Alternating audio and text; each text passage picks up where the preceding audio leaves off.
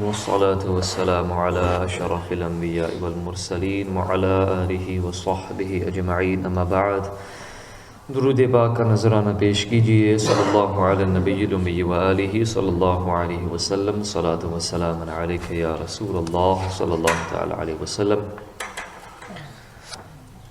امام جلال الدین سیوطی رحمۃ اللہ علیہ کی کتاب شرح الصدور بشرح حال الموت والقبور میں سے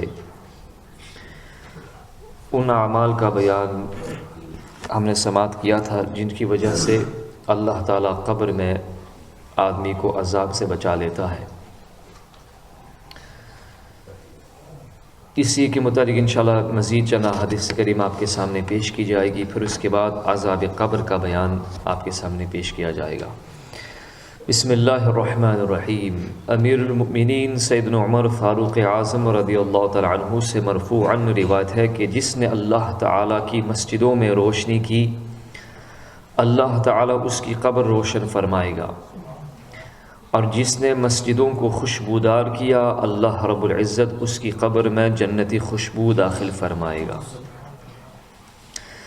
امیر المؤمنین سیدنا ابو بکر صدیق رضی اللہ تعالیٰ عنہ روایت کرتے ہیں کہ نبی اکرم صلی اللہ علیہ وآلہ وسلم نے ارشاد فرمایا کہ سیدنا موسیٰ کلیم اللہ علیہ السلام نے بارگاہ الہی میں عرض کی کہ یا الہی، مریض کی عیادت کرنے والے کا کیا اجر ہے، بیمار کی عیادت کرنے والے کا کیا اجر ہے۔ ارشاد فرمایا کہ اس پر 2 فرشتے مقرر کر دیے جائیں گے جو قبر میں قیامت تک اس کی خیر خیریت دریافت کرتے رہیں گے۔ سبحان اللہ۔ پھر اس کے بعد امام غزالی رحمۃ اللہ نے قبر میں حساب و کتاب کے متعلق چند روایت ذکر فرمائی ہے جس کو ہم یہاں پر ذکر کریں گے۔ سیدنا حذیفہ رضی اللہ تعالیٰ عنہ فرماتے ہیں کہ قبر میں بھی حساب ہے اور آخرت میں بھی حساب ہے۔ جس کا حساب و کتاب قبر میں ہو گیا وہ نجات پا گیا، اور جس کا حساب و کتاب قیامت میں ہوا وہ عذاب میں گرفتار ہوگا۔ سیدنا حکیم ترمذی رحمۃ اللہ علیہ فرماتے ہیں کہ مومن کا حساب و کتاب قبر میں اس لیے ہوتا ہے تاکہ کل میدان محشر میں اس پر آسانی ہو، لہٰذا برزخ میں ہی اسے گناہوں کی آلودگی سے پاک صاف کر دیا جاتا ہے تاکہ جب وہ قبر سے نکلے تو اس سے بدلہ لیا جا چکا ہو۔ سبحان اللہ۔ ام المؤمنین سیدتنا عائشہ صدیقہ رضی اللہ تعالی عنہا سے مروی کہ نبی اکرم صلی اللہ علیہ وسلم نے ارشاد فرمایا روز محشر کسی کو بغیر حساب و کتاب اس لیے بخش دیا جائے گا کہ وہ قبر میں اپنے عمل کو دیکھ چکا ہوگا۔ اب یہاں 33واں باب یہاں پر جو قائم فرمائے وہ ہے قتل عثمان غنی کو محبوب رکھنے والے کا بیان ہے۔ جن لوگوں نے یا جو لوگ حضرت عثمان غنی رضی اللہ عنہ کی شہادت پر خوش ہوئے یا ہوتے ہیں ان کو کس فتنے میں مبتلا کیا جائے گا؟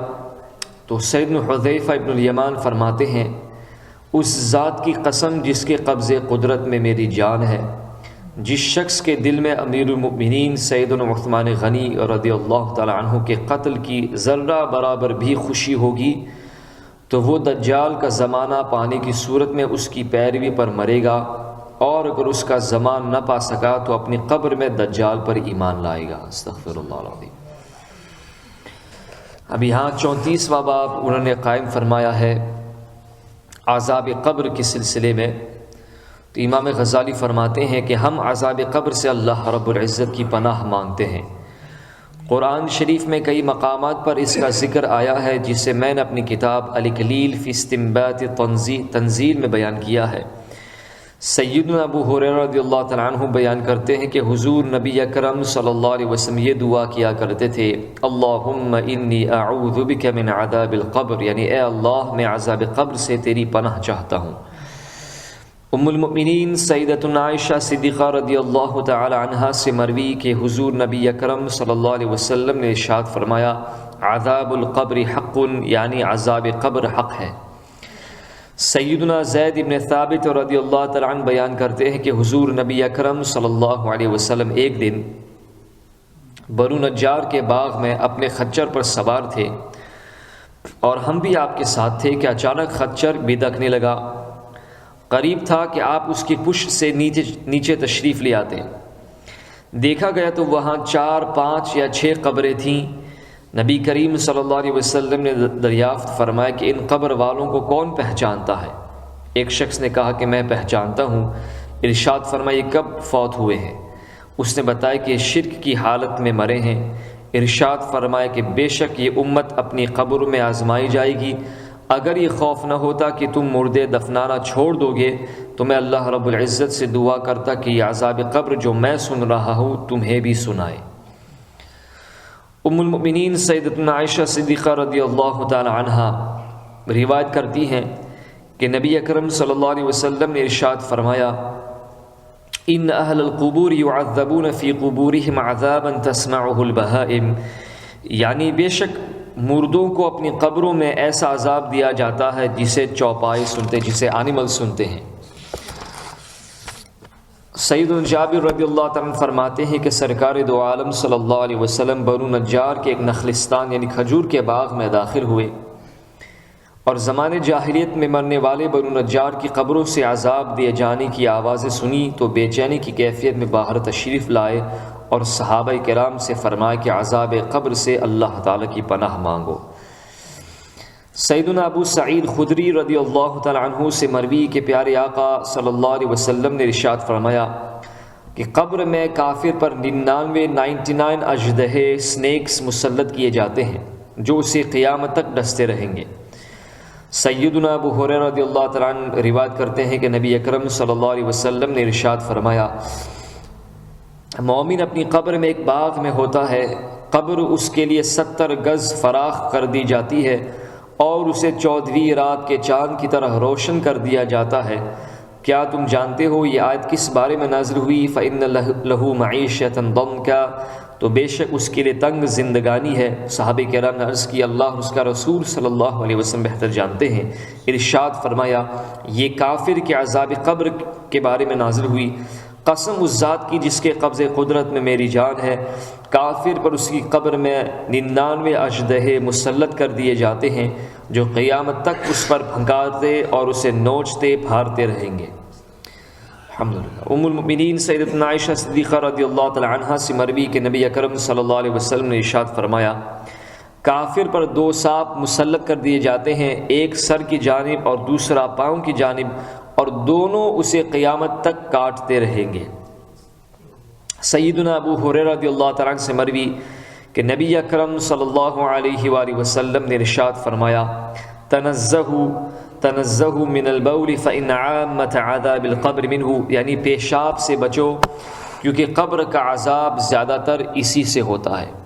یعنی جو لوگ صحیح طور پر استنجا استبرا نہیں کرتے ہیں، پیشاب کی چھینٹیں ان کی کپڑوں پہ جاتی ہے تو اس کی وجہ سے بھی قبر میں عذاب ہوتا ہے۔ سیدنا عبداللہ بن عباس رضی اللہ تعالی عنہما فرماتے ہیں کہ نبی اکرم صلی اللہ علیہ وسلم 2 قبروں کے پاس سے گزرے، بہت ہی مشہور حدیث شریف ہے، تو ارشاد فرمایا کہ ان دونوں کو عذاب ہو رہا ہے اور کسی بڑی بات پر نہیں ہو رہا، یعنی کسی ایسی بڑی بات نہیں تھی جس سے بچنا مشکل تھا ان کے لیے، بلکہ ان میں سے ایک پیشاب کے چھینٹوں سے نہیں بچتا تھا اور دوسرا چغل خوری کرتا تھا۔ پھر نبی کریم صلی اللہ علیہ وسلم نے ایک تر شاخ لے کر اس کے 2 ٹکڑے کیے اور دونوں قبر پر ایک ایک گار دیا۔